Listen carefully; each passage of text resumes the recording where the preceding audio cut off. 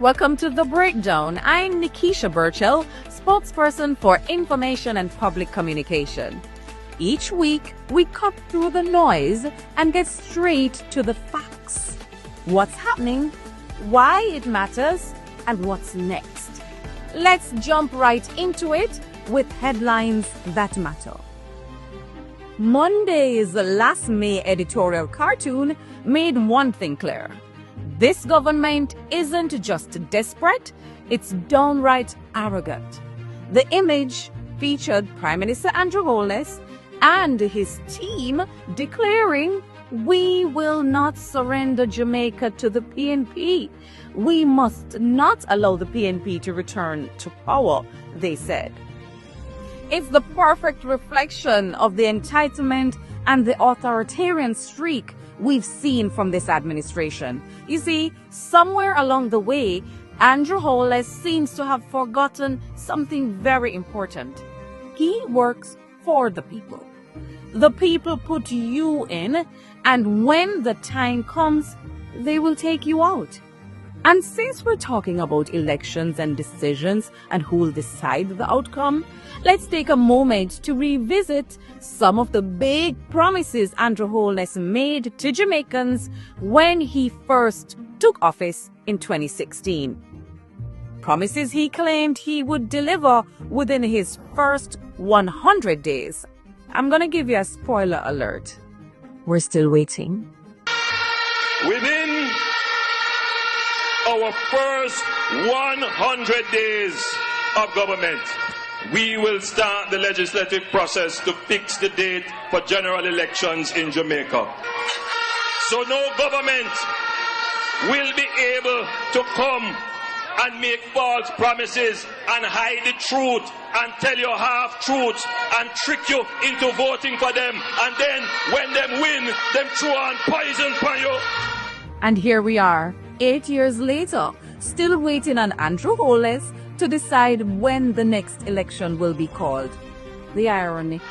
Within the first 100 days of our government, we will start the legislative process to institute, and I want you to listen to me carefully, impeachment proceedings in Parliament. This will add another layer of protection of the Parliament to ensure that only members of unquestioned integrity sit in the Parliament. And yet, when the opposition leader Mark Golding tabled an impeachment bill in 2021, the Prime Minister has ignored it ever since. I wonder why. Within the first 100 days of government,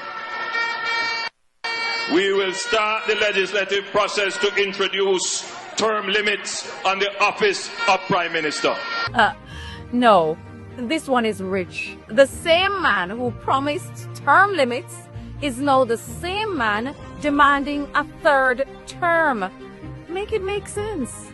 At a convenient time within our new government, we will hold a grand referendum on the CCJ, the Caribbean Court of Justice, as the final appellate court. But guess what? That grand referendum is still nowhere in sight. Meanwhile, ordinary Jamaicans like me and you are struggling to afford justice at the UK Privy Council. We can't afford it. So I have to ask, who really has Jamaica's best interest at heart? Who wants us to unplug from the monarchy? Now it's time for what's to come. This week, all eyes were on opposition leader Mark Golding as he delivered a stellar, visionary budget presentation. Mark Golding gave his best budget presentation to date, and the comments are coming in. People really found a connection, something to hold on to in this budget. Is this a forecast of what's to come under Prime Minister Mark Jefferson Golding? Only time will tell. Only you can decide when we go to the polls. Based on the rave review, it is clear that Mark Golding hit it out of the Parliament this week. In fact, persons are saying if this is a preview of Jamaica under a PNP led by Mark Golding, then our future bright like morning star. Congratulations, Mark Bulling. We're proud of you. And you don't want to miss next week's episode, because I'll be breaking down both the opposition leader's speech as well as the Prime Minister's budget speech. What they got right, what they got wrong, and what it all means for me and for you. That's it for this week's episode of The Breakdown. We don't just give you the news, we give you the real story behind it. Join me next week as we continue to break down the issues that matter.